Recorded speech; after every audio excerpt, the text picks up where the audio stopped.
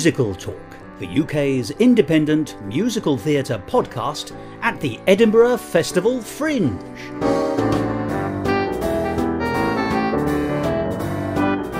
Hello and welcome to another edition of Musical Talk. I'm Thos Ribbits.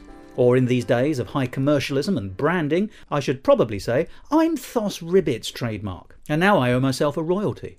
Well, this year's Edinburgh Festival Fringe is receding into history, but not, I'm pleased to say, into memory, because it lives vividly on for all of us who were there. And I hope even for those who weren't, by listening to these episodes of Musical Talk, which are not just a celebration of the shows, but also of the festival itself. Unbelievably, it's been calculated that the statistics for this year's 25-day Festival Fringe in Edinburgh includes the facts that there were 50,266 separate performances of 3,269 shows, of which 643 were free shows.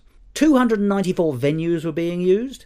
They sold 2,475,143 tickets, or at least that is the estimate. Those are amazing figures. When you look at that, that is nearly 2.5 million tickets. And that, ladies and gentlemen, is why the Edinburgh Festival Fringe is the biggest arts festival in the world. And it absolutely inhabits Edinburgh. It's not kept away from the centre of the city. The city embraces the Fringe and the Fringe embraces the city. And what a brilliant and marvellous experience that is. It's a symbiotic link. Well, the outcome is very much bigger and holistic and enjoyable than the sum of the parts. So those bare statistics really don't give the true picture of how wonderful Edinburgh is. Maybe this episode will, however, because I'm very pleased to be able to say we're again in the company of noted composer Michael Gordon Shapiro. And this time we're going to be talking about a whole host of shows that he and I saw together or apart at this year's Fringe, including Pawn, and I'm going to spell that for you, P-A-W-N, so you immediately realise it's a chess-related musical. When You Improv on a Star, The Prince's Quest, Ordinary Days, The Shot Heard Round the World, Like Clockwork, and of course Lionel Bart's old perennial favourite, Oliver. And we'll also be touching on Michael's own experiences of the Edinburgh Festival Fringe, as it was his first time at this particular Fringe, although he's often been to many others in other parts of the world. So his comparisons and thoughts are particularly interesting, I think. So, having set out our stall, it seems to me rather foolish not to actually get there and start enjoying it. So to usher us into this latest conversation about some of the shows in Edinburgh this year, let's hear a song from one of them. This is from The Shot Heard Round the World, a new musical about how the First World War started. Someone once told me that the world was black and white, that the rivers met the oceans, that the sun would set and rise. But I have come to know that's just what they say. The world is kind of grey.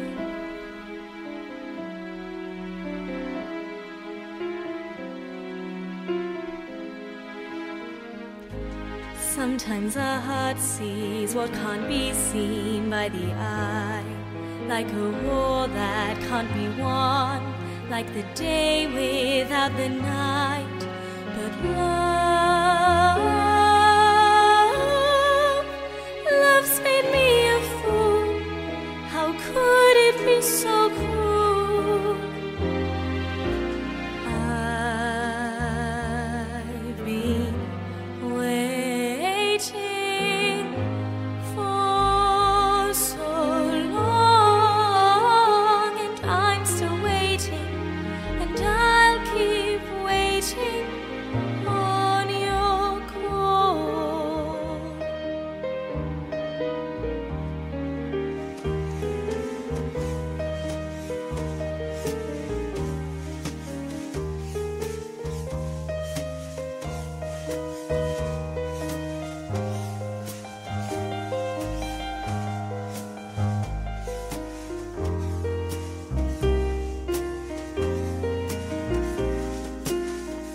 Someone once told me, don't let yourself be loved.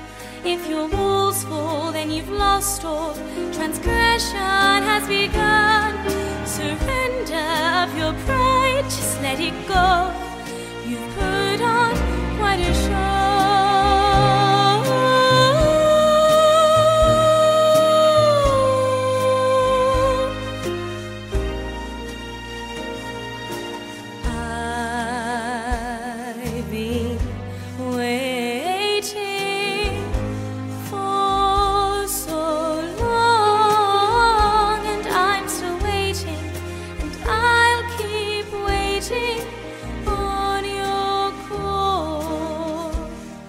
Can't you see?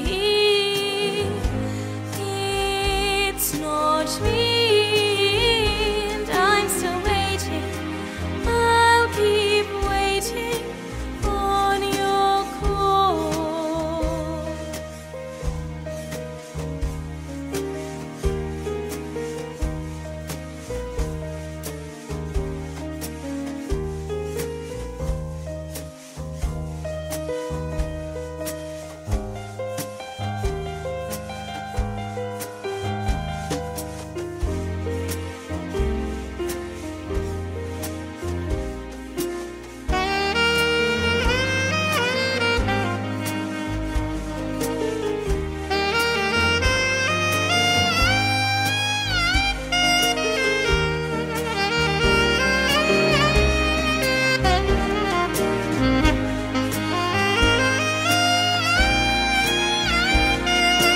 I know that the day will come. I know that it won't be long. I knew when I met you that you'd be all I need.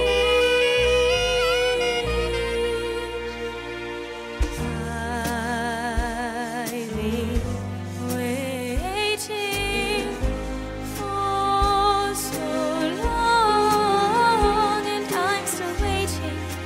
I'll keep waiting on your call.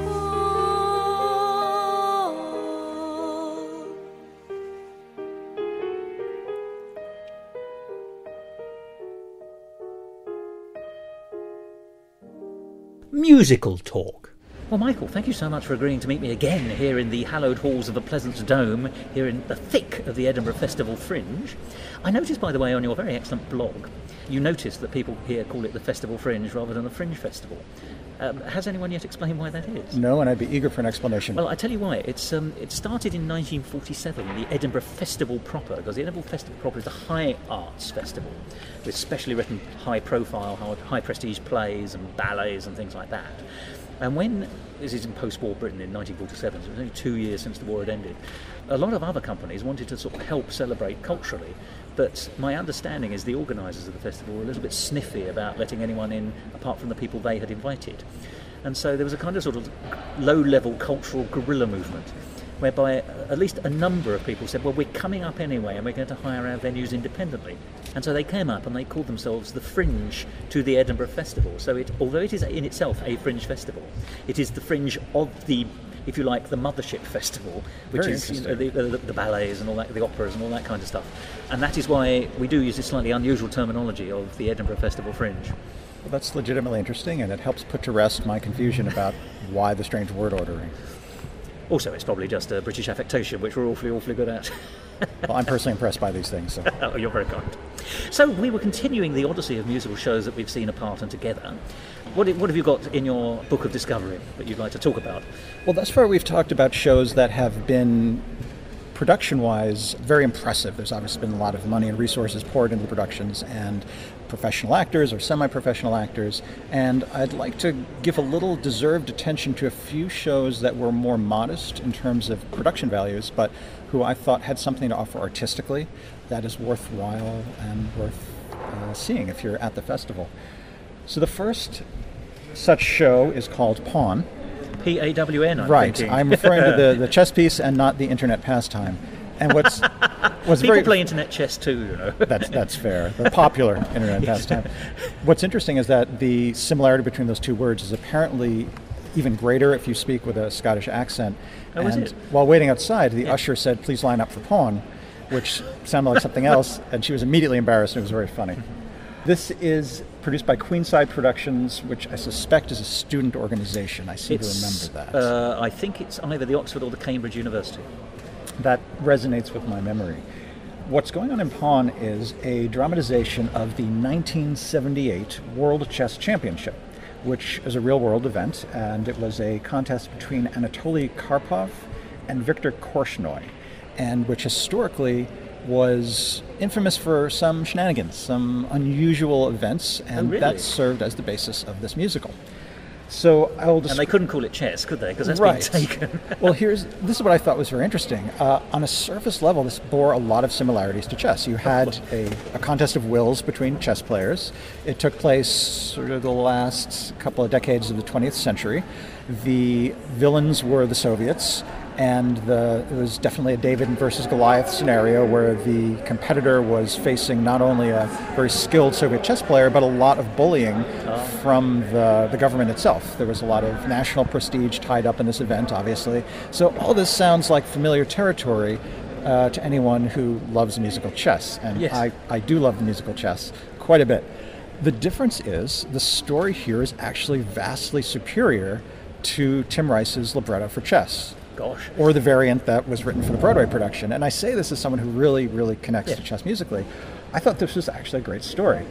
And in this story, the challenger is not the cocksure Freddie Trumper. He's a Soviet defectee and dissident who's obviously been not beloved by the Soviet government. Yeah, a non-person. Exactly right.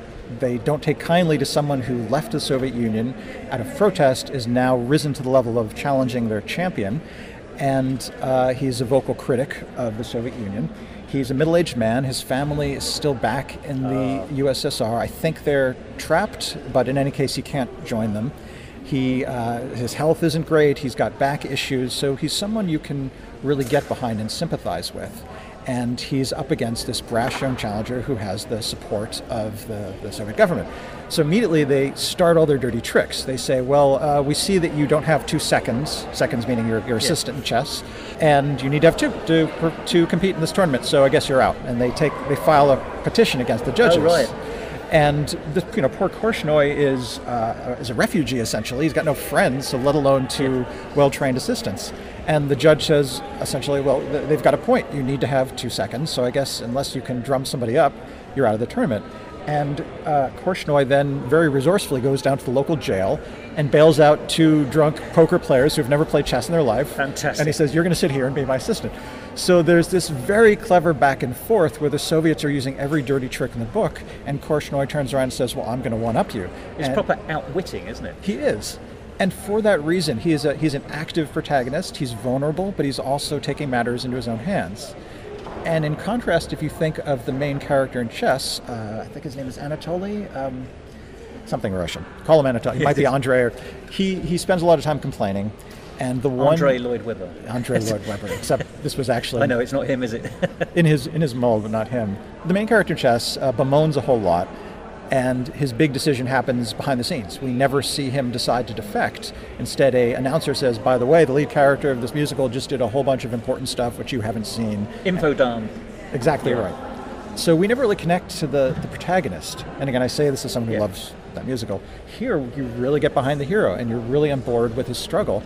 And it's a very engaging story. So it was impressive to me that a group of young writers tackled a historically interesting yet not popular event and managed to give it a legitimate plot and a storyline.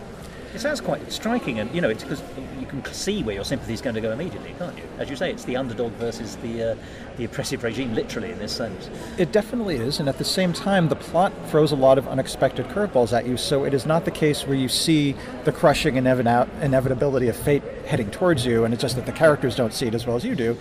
You're left wondering, well, what's he going to do now? That was a pretty slick maneuver the Russians just pulled. How is he going to counter that? So I really enjoyed this, and for a modest production, it's very resourceful in its use of set design. There's a checkerboard motif in the set and the costumes that helps ground the piece artistically. Everything kind of feels cut from the same cloth. The performances are very earnest and strong. The 2 drunken poker players end up becoming a bit of a Mutt and Jeff, a comic duo, probably having a bigger role in this production than they did in real life.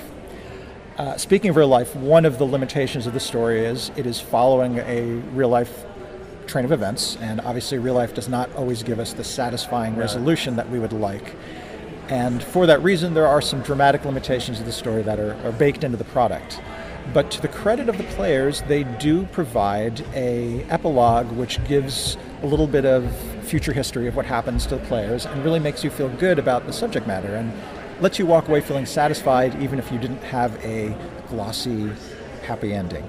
So for these reasons, I really had a good time with this show, and it was worth the crazy trek all the way to the fringes of the Fringe. It's Greenside up in Royal Terrace. That sounds familiar, but since I barely know this city, everything's strange to me. But I know I have to walk longer. Yeah. It's worth, if you're out here and you have the opportunity to see it, or if you have the chance to see a future incarnation of the show, I do recommend it. I'm seeing it tomorrow night, so thank you so much for telling me I've chosen wisely. You have. Thank you. I will say the score does not have the polish and sweep and drama of the music for chess, and the use of the songs are not always used in the most effective way with respect to storytelling. I think there's some room for growth as to song placement, or what we would call spotting, and where in the story you decide to have those moments.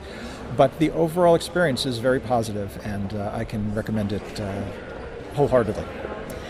I will just counterbalance that with this is such a throwaway, but as always, there are hundreds of impromptu musicals up here.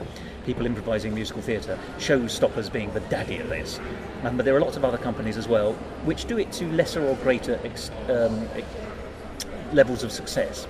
I went to see one the other day called When You Improv on a Star, the improvised Disney musical.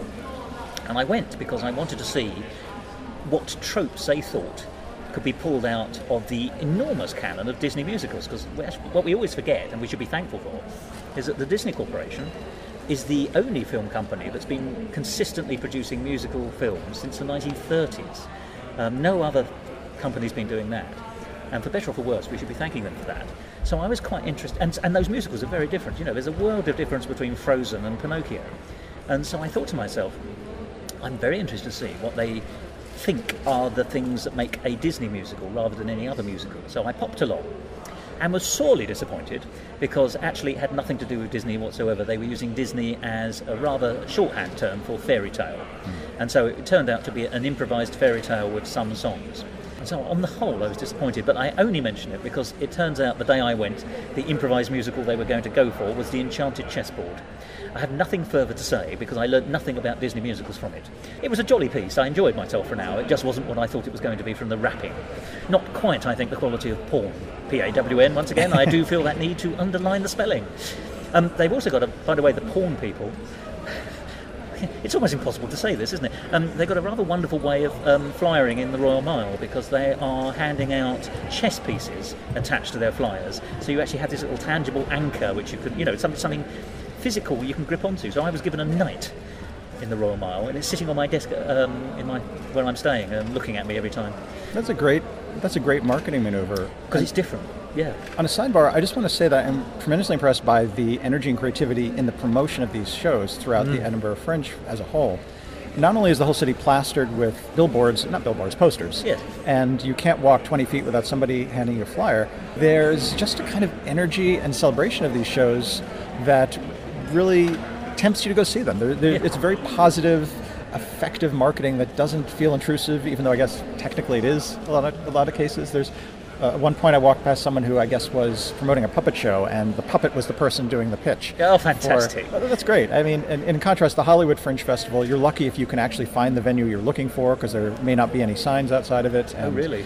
It's definitely a struggle. So there are lessons to be learned by the various satellite fringes around the world for how to do things correctly and how to really make a show visible in an environment where there's so much competition.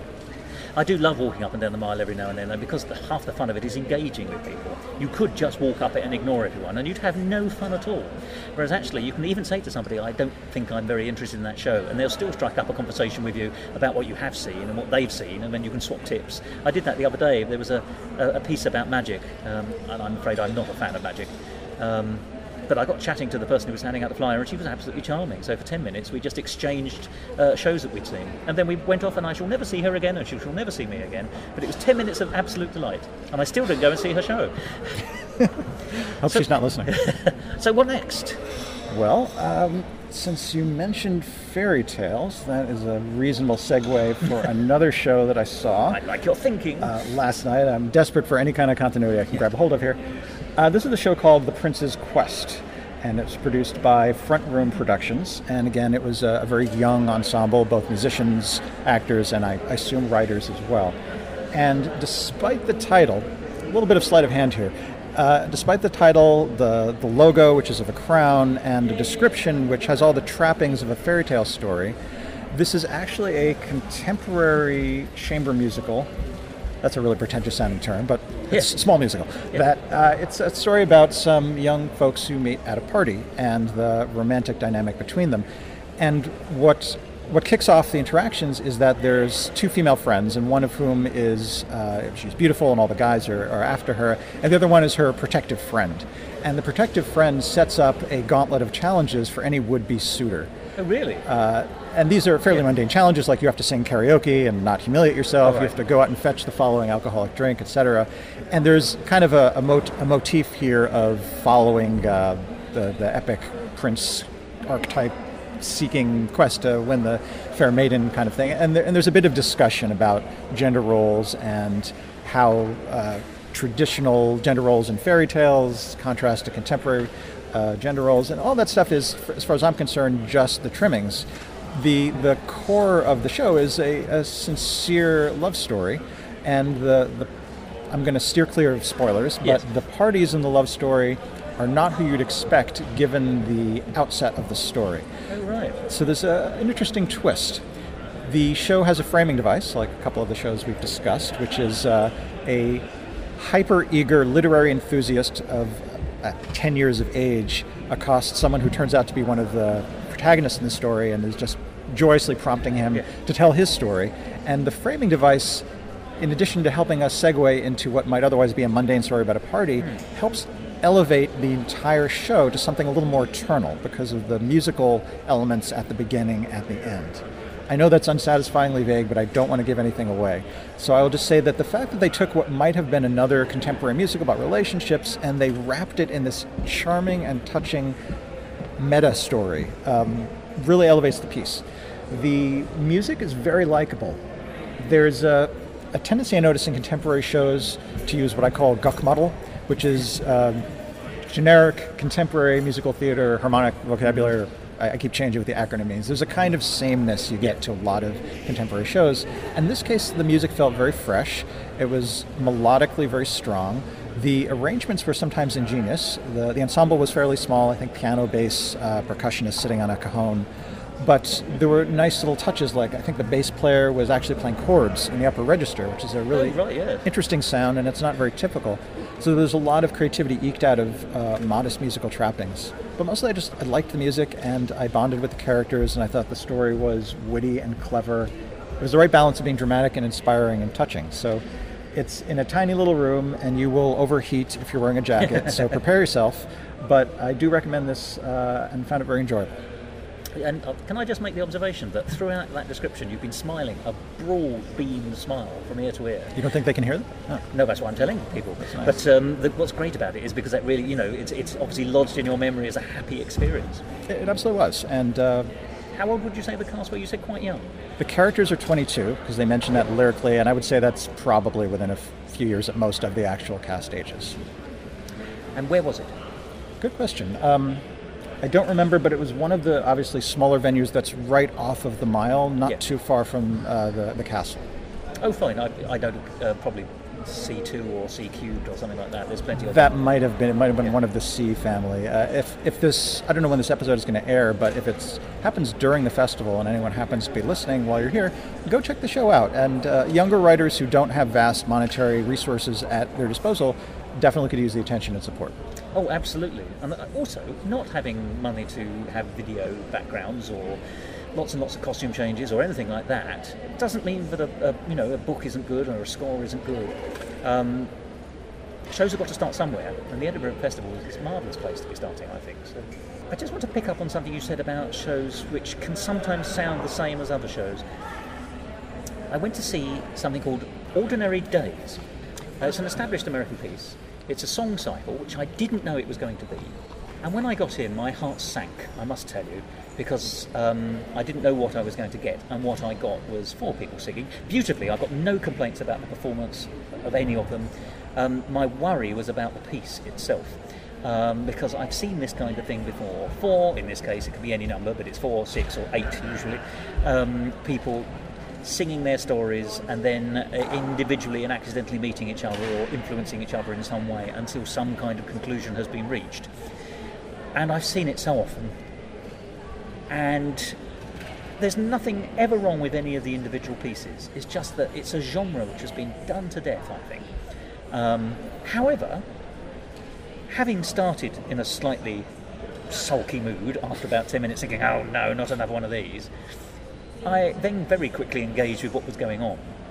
And actually, it's a lovely, lovely show. So I stand by what I say. I don't want any more of these, and I know they're going to come washing up in their hundreds forevermore. But Ordinary Days turns out to be a very nice piece, a very good piece. It is samey in terms of its score, in the sense that it clearly comes from what I would call the Tisch school, or that New York school, which is lovely and professional and exactly the same as everything else that comes out from that, very nearly. I'll probably be being very unfair here, but I liked the characters. You couldn't transfer it anywhere else in the world. It had to be set in New York. And there was occasionally that kind of New York's the only kind of place to be stuff, which is lovely, although I do live in London, so I do feel the need occasionally to fly the flag for another world city. But this is all sort of frivolous comments, because actually it was very nice. It was slightly, however, irritating at the end. No, irritating isn't the word. It was slightly disappointing at the end, because there's this kind of failing relationship, as there so often is. You see them, two of the people get together. It's a chap moving in with his girlfriend. She's not quite ready to commit. They get distant. They have a big argument. She rejects his proposal. They separate. And then something that two of the other characters do inadvertently affects him. And then he sort of arbitrarily dies in a car accident, which rather lets off his fiancée, not quite fiancée as she rejects it, but his girlfriend, because she's starting to come round to the idea of wanting him back. But of course she doesn't now have to, she can now sing a lovely song at the end about how she's ready to commit to him even though he's dead, and isn't it sad? And you think, yes, but would you have sung that song if he wasn't dead? So actually it felt like a cop-out. It felt like an arbitrary death in order to end the story. So I had these mixed feelings, and I still have these mixed feelings about this show, which is that it was beautifully done. The performers were very nice. They were very personable. They inhabited their characters, and you could connect with them quite easily. Even the sparkier character, the neurotic student. But Debs, I think her name is. And it was beautifully played, professionally structured. It made a complete whole. You didn't go away with anything missing, except for the fact that I've seen it all before. I shall see it again, and it had a slightly, I'm not going to say God in the machine, but it's someone going to God, shall we say, to make the thing work. Do you know the piece at all? I haven't seen the show, but I have listened to the cast album. Oh, right. And it's interesting to learn a little bit about the plot elements that I couldn't quite discern from hearing the songs alone. Oh, that's interesting. Although there's no dialogue. Yeah, maybe I just wasn't paying attention. Well, performance does add quite a lot, doesn't it? I mean, and I think that it would have been much harder to get through if I was just listening to them singing it. If it had been done as a concert, I would not have made it through to the end, I rather think. I feel like I'm damning this with faint praise, because if this was the first one of these kind of musicals I'd ever seen, I would have been jumping for joy, because it's beautifully done, so professional, but it just feels like one of a treadmill. And I don't in any way wish to, it's not the composer's faults, although I do hope they've gone on to do other more varied things since. But every year I sort of see at least one or two of these shows, because you can't tell from the paperwork and the advertising what you're actually getting. So this was highly successful. It just wasn't different. There's a common thread I noticed through a number of contemporary musicals. I don't know if they're all literally coming out of Tisch, but... Tisch-esque. Tissue. No. There's a common theme that I noticed recurring, which is a belief in what I'll call naturalism. And yes. If I had to verbalize this may not reflect the attitudes of the creators, but it seems to be the purpose of a musical is to have people relate how they feel about experiences, even if those experiences are passive. So something typically happens to them rather than something happening as a result of a decision or choice, and they tell us how they feel about that thing that's happened. And more often than not, it's something bad. And occasionally it's something good that feels to me like a very kind of contrived artificial wonderment Like, I was standing on this hill and a bird did a cartwheel, and suddenly Yes. I was overtaken by the wonderfulness of the galaxy. Something very hard to connect to, very abstract, because it's hard to be passive and positive, unless someone shows up and just drops a cake in front of you, something like that. And I find myself very emotionally disconnected from these stories. For me personally, I need to see character choice and decision making as the motor of whatever happens. And this doesn't mean a good choice. It can be a tragedy where someone makes a terrible mistake, and I see how it could have been otherwise. But they have been a protagonist in some way, actively protagonizing the story. Exactly. I think this tradition may go back to Company, honestly, where we have a character kind of meandering through the foibles of his friends and saying, well, that sucks. And as you pointed out off the air, that there is sort of a bit of a change at the end, but it's very subdued. And I think of like the last 5 years, or all these shows cut from this cloth where it's stuff has happened, don't I feel bad? Here's a very impassioned, loud piece about how I feel, which will be a great audition number. Yeah. So that I'm personally alienated from the stories of these musicals, even though I can often resonate with the music out of context. I can say, wow, that's a really beautiful song, but they don't gel for me. Well, it's funny you should say that. I've just been working my way through the 4 members of the cast, and they are all very passive. The 2 most passive characters are the men, and even then that's very basic. You know, it is the boyfriend who moves in with the girlfriend, it is the boyfriend who wants to marry the girlfriend, it's the boyfriend who proposes, and that's the 3 things he actually does over the course of an hour and 10 minutes. And they're quite low-level things to be doing. There's Warren, who's a slightly odd cat sitter. He's looking after an artist house while the artist is in prison, and he's trying in a very ineffectual, passive, laid-back way to sort of further the works of the artist. But funnily enough, he's oddly protagonistic, shall we say, because he contacts Debs when he finds a book that she's lost. He suggests that they meet at a museum because he's got things to say about the pictures there. He is the one who's throwing things over the balcony with words written on them. Once again, though, these are all such low-level things. No one's doing anything, even day-to-day dynamic. You know, it's about when the most exciting decisions are about bringing in the milk. Then you've got a problem, I think. Or you haven't if you were the first person to have done that, but it has now been done, I think. I mean, I liked Ordinary Days, I really did, and I'm just worrying about damning it when I'm not damning it, but I'm damning the school from which it comes. I don't mean Tish, I mean the genre, the canon. That's Ordinary Days. Very ordinary, regrettably. How did you feel about the production, the material? Beautiful. Oh, absolutely. I mean, amateur, a few notes not quite sustained, but good amateur, and nicely done on the character work. So they did make their different characters feel real, and funnily enough, my sympathies went to the men actually over the women, because the women were even more passive than the men, which is the point you've been making. But you do feel sorry for the man who's in love and isn't really quite getting it back, and you do feel sorry for Warren, who's a bit of an oddball, who's trying to connect and is actually bothering to connect by doing something, even at this low level.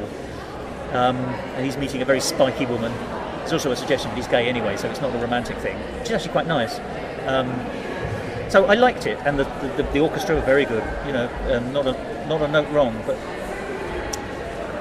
I'm just glad I'm not seeing any more of that kind of musical this year. Well, at least I hope I'm not. The festival's young, you never know what lies ahead. But I'm not, so I haven't got that much time. Right on. What else has sort of bubbled up in your experiences thus far? Yes, in the lemonade of musicals that you've been drinking from. He said, making the most appallingly clumsy metaphor. That threw me for a loop. Yes.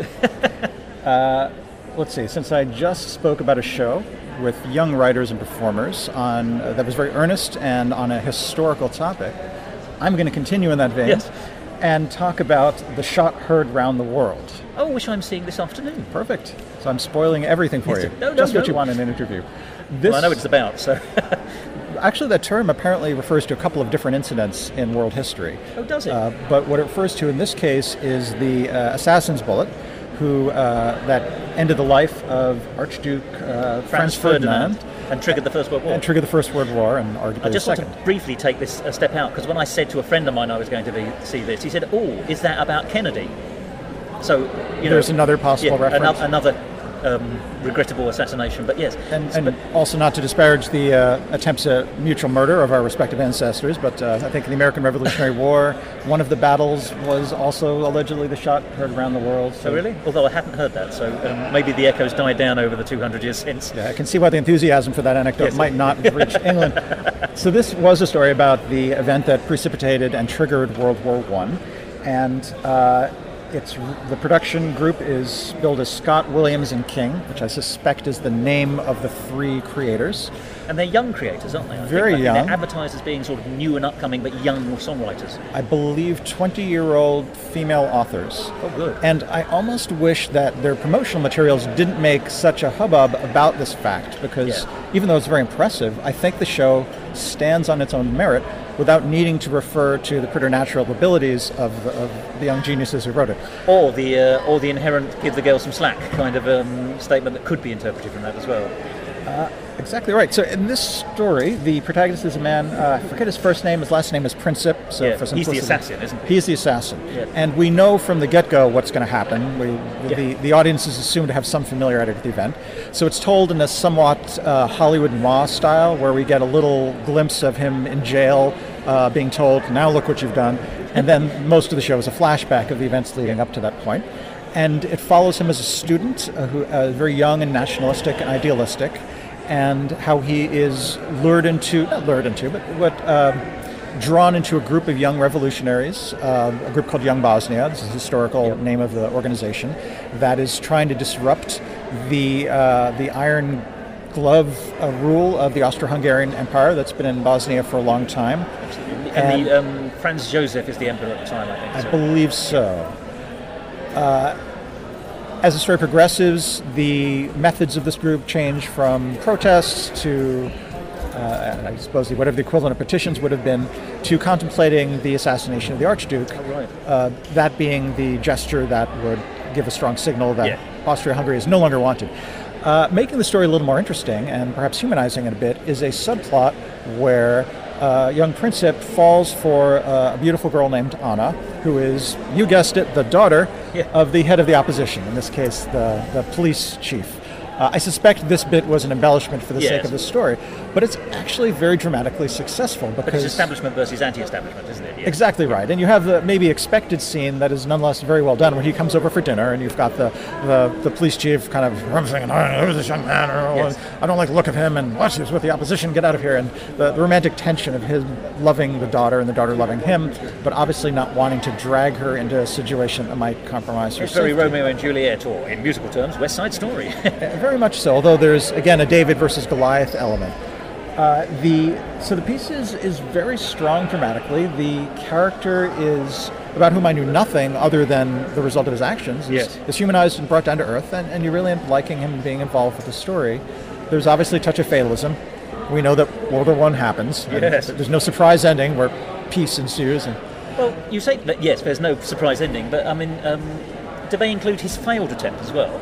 Because my understanding is that he attempted to assassinate, and then they all got the wrong street, so they all went to the wrong place. So they were absolutely incompetent. This is in real life, I'm told.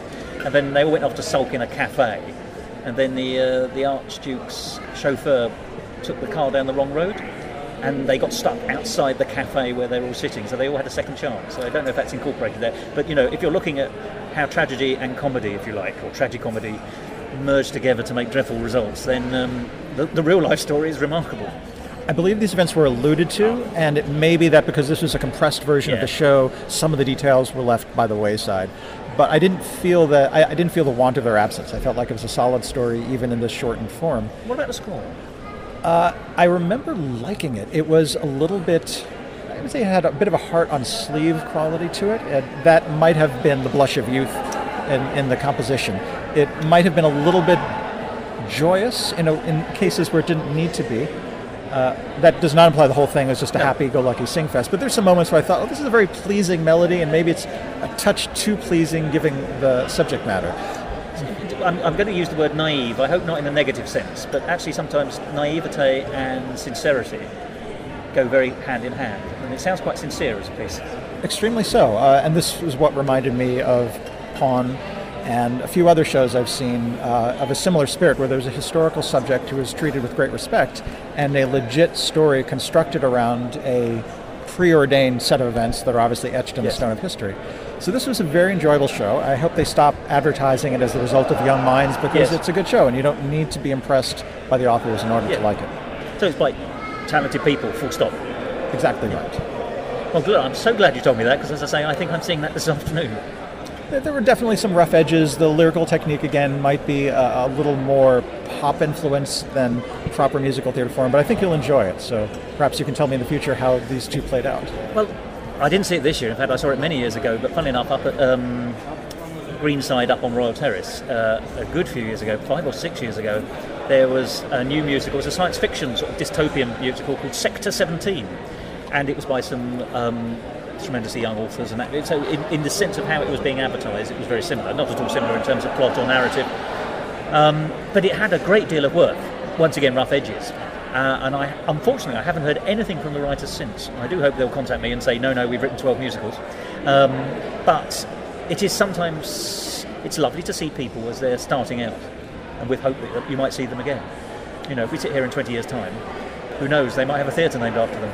I've been very encouraged by the number of shows that were very earnest attempts to tell a story. I guess I shouldn't say attempts, that sounds like a backhanded compliment. Earnest efforts, successful efforts at telling a story by young authors, without cynicism, without the kind of trendy bitterness and world weariness that a lot of young shows seem to have. And I was pleased. I feel like the next generation's in a good spot. There's a lot of musical talent, definitely a lot of performance talent, and it makes me feel positive for the future. Well, sometimes you just need to go and see a show, which is... I was going to use the word wholesome. Wholesome is entirely the wrong word, but lack of cynicism. I saw a lovely show called Like Clockwork.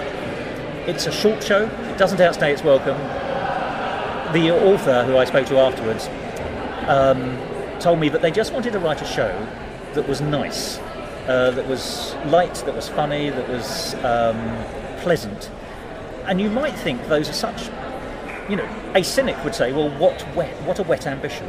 But actually, it's because it was so charming, it was so, I'm going to use the word wholesome, but but I don't mean wholesome like the Waltons, not homespun, not hokey. It was, within its world it was creating, it was a real world. I mean, obviously, in no real sense, it involves the embodiment of time as a clock, who comes in and is, if you like, you're a god in the machine kind of thing to make things happen. But it was also, it was positive, it was up, it was light, it wasn't mean, actually, I suspect. That's one of the things that was nice about it. It lacked the Arthur Lawrence touch. So that was a very jolly show, and had a sort of a light rock score, very light, very palatable rock, I would call it. I'm not a fan of rock. Rock and roll, perhaps, might be a slightly better way of putting it. It was, it's the kind of thing, I'm going to use that dread phrase, it's the kind of thing my parents would like. But, it was the kind of thing I liked. And so 50s, 60s kind of rock? Yeah, it wasn't set then, but the music was just, you could do a little bit of a light 1950s rock and roll to it, if you were so minded, I imagine. But it was just a lovely piece, and so they were young writers as well, at university, I think, but it was just nice. And I'm just worried that by saying that, all I'm making it sound is sort of wet and insipid, but it certainly wasn't that at all. It had strength and it had bounce, it had brio, so all those positives, but not an ounce of nastiness in it at all. I think musical theatre is a powerful tool for connecting us not just to the details of a story, but to sort of the big picture emotionally, how we feel about the universe. Yeah. And I think it's very valid to have a positive view of the universe, even while accepting that terrible things happen every day. You don't have to be naive to have a kind of ingrained optimism and to respond to seeing that in a show. I mean, case in point, we were talking in the prior episode about Stop the Train, the musical, yes, which has an unabashed carpe diem, live your life now message that's telegraphed from square one.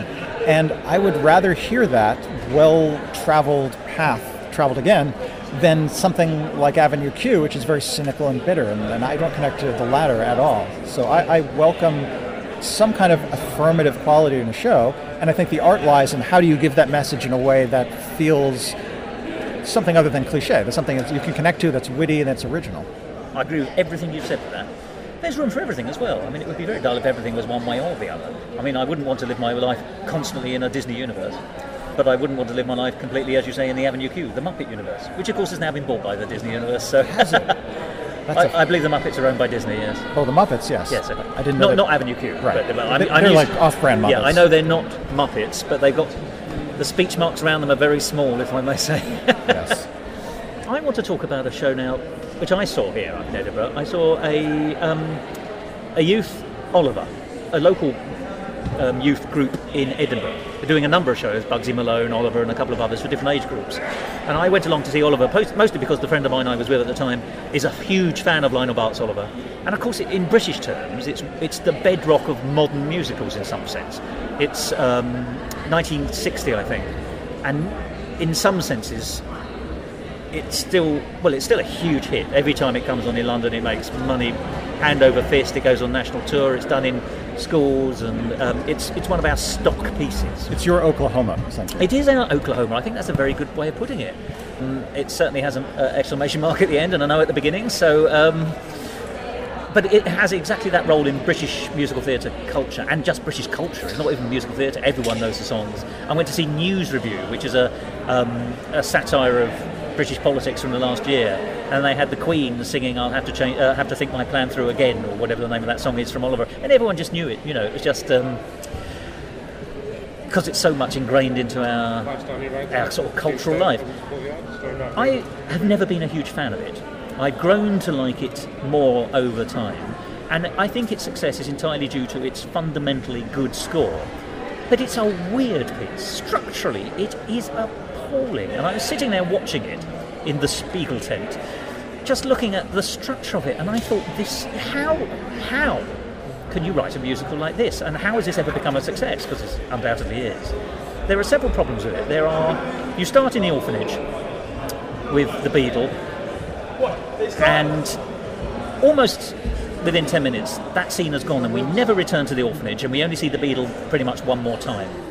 Then we go to the Undertakers, the Sowerberries, for what is essentially a 10-minute sketch, and then they leave the plot for all time. They never come back. There's no resolution. There's several characters in there you think might or might not link up or antagonise each other, but no, they come, they go, the end. And they have a song in some versions of the show, It's Your Funeral, and making you think that they're more important than they turn out being. Yeah. They're there to sing the song, aren't they? And then they disappear. And then we finally get to London, somehow. And then we have the odd relationship with Fagin. Fagin is a very odd and interesting character. He's clearly a kind of anti-hero. You know, you are supposed to root for him in his way.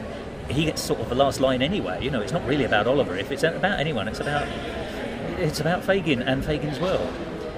And then you get the very knowing Nancy. And the love story, such as it is all over the place. I mean, it's now very difficult to watch an abusive relationship. But it's hard to believe it's a relationship at all, because she clearly loves him and is prepared to be... I mean, the old joke is, she sings "As long as he needs me," and the joke is that there's a K in the need, because he thumps her to bits, doesn't he? And kills her, in fact, in Act 2, no surprises, but it's been around for enough years. Thank you, Charles Dickens. So there's no obvious love story. The tender songs, you know, "Who Will Buy This Wonderful Morning" and things like that, are given to the children. They have no love interest. Oliver is invisible. As a character, he's absolutely a cipher. We were talking about passive characters in musical theatre. I mean, Oliver is... I was going to say he's the daddy of them all, but obviously he's only a 10-year-old or whatever, but he's a great, absolutely invisible character, very difficult to make come to life. Everything happens to him or around him or by him, but not because of him, except in the obliquest sense. The ending is rushed and hurried.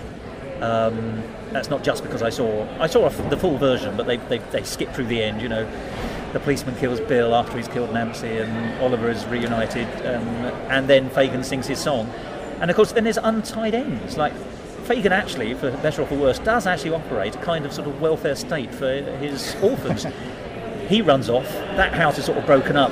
What about these poor starving destitute children? You know, what happens to the Artful Dodger? I mean, I happen to know that there is a sequel where the Artful Dodger is transported to Australia and has further adventures there. It's not by Bart, but you can find it online.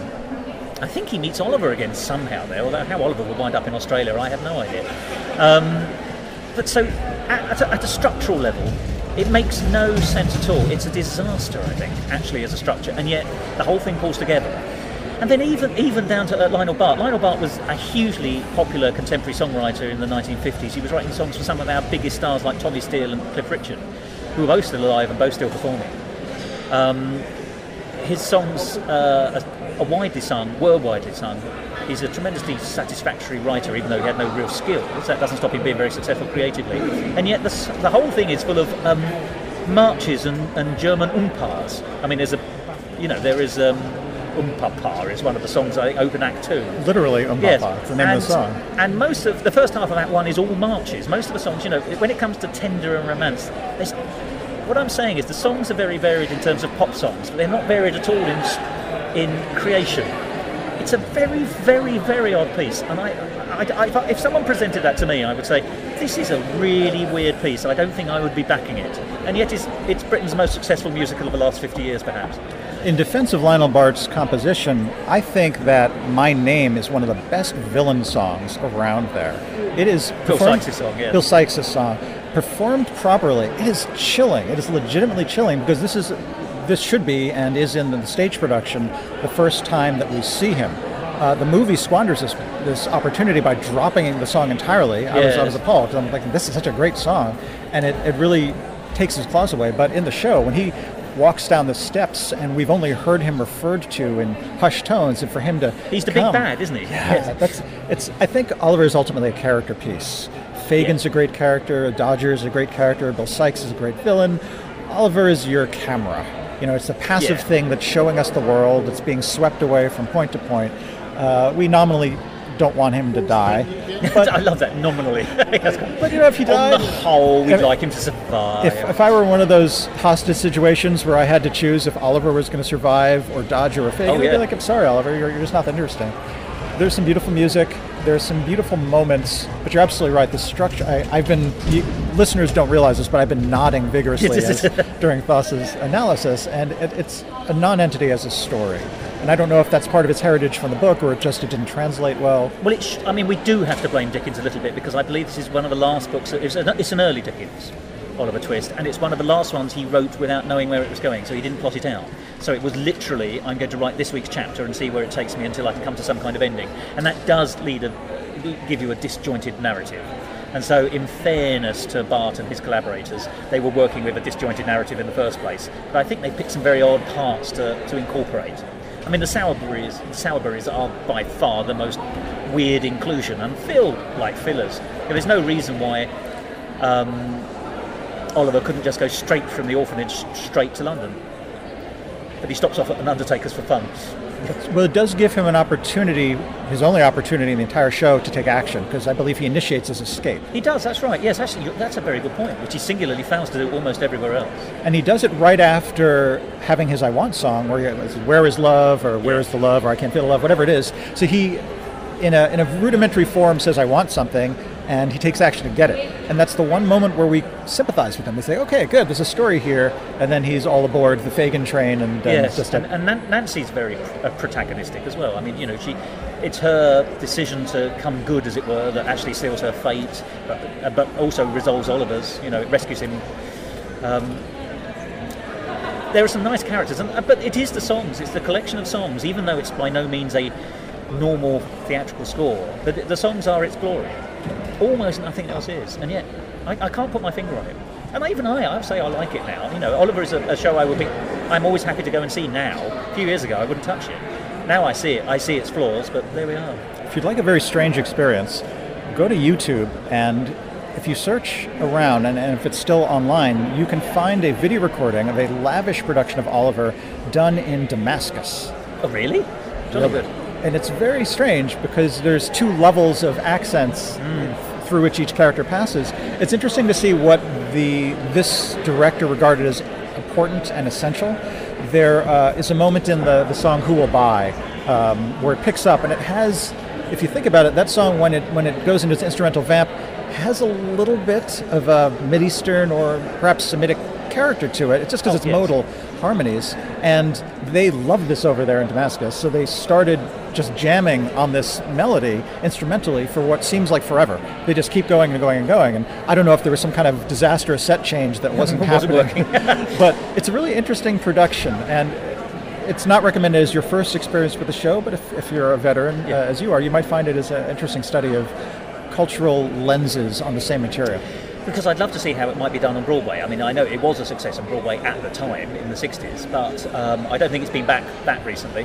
I mean, Cameron Mackintosh pushes it around here quite a lot, so I suspect it has been around, but I'd like to see a local American version of it. I never will, by the way, but I'd just like to know. I'd like your idea of looking at things through other people's cultural spectacles. Thank you. That was absolutely fascinating, and it was cathartic in relation to Oliver for me. I felt I needed that, so thank you very much. We all have something Oliver related to get off our chest. Michael, I can't tell you how much I've enjoyed our conversations. I wish we could just carry on having these kind of conversations for the entire day. I think that we would have plenty to talk about. But for the time being, I think it's time to draw it to a close. So I'm so glad you've been here at the Fringe. It's been lovely seeing you at the Fringe and going to shows with you. And I also look forward to hearing about your own work in the future, because we mustn't forget that you are a creative man. So remind us of your websites. Well, my main website is mikemusic.com, just what it sounds like, mikemusic and a .com, and you can get domains like that if you book them in the late 90s. That's more about my music for film and television at present. I've been dabbling a little bit of a musical theater blog, which is called The 40-Yard Rule, and you spell that with the numbers 40, so the 40 yard rule .wordpress.com. If you'd like to hear me ramble a little bit semi-formally about musical theater, including many of the shows here at the Fringe, you can pop on over to there. And rest assured that when I have anything to promote myself, you will hear about it relentlessly. Well, actually, I look forward to it, because your stuff is always fantastic. You're very kind. Michael, thank you very much, and I look forward to seeing you here in the Fringe and elsewhere again. Likewise, it's been a pleasure.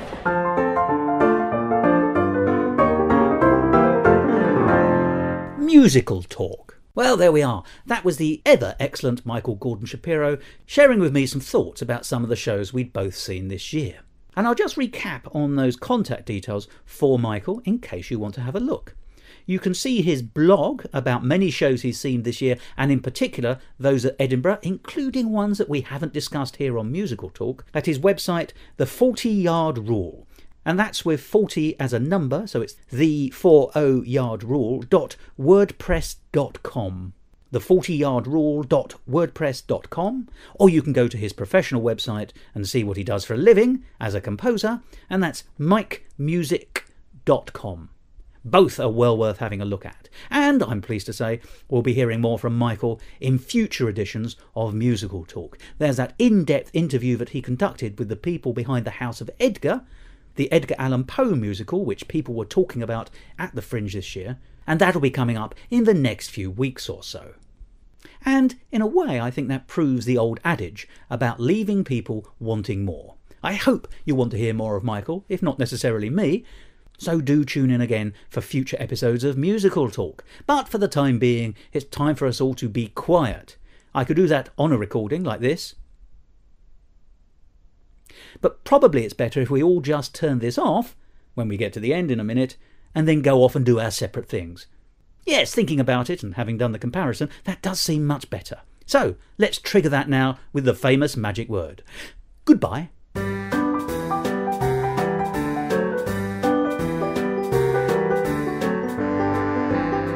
This episode presented by Thos Ribbits and Michael Gordon Shapiro, and was produced and edited by Thos Ribbits.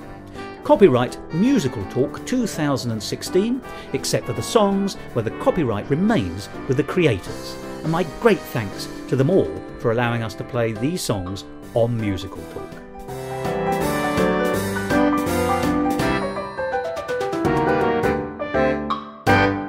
To find out more about the world of Musical Talk and listen to past episodes, go along to our brand new website, musicaltalkpodcast.weebly.com, or subscribe to us on iTunes, and follow us on Facebook and on Twitter.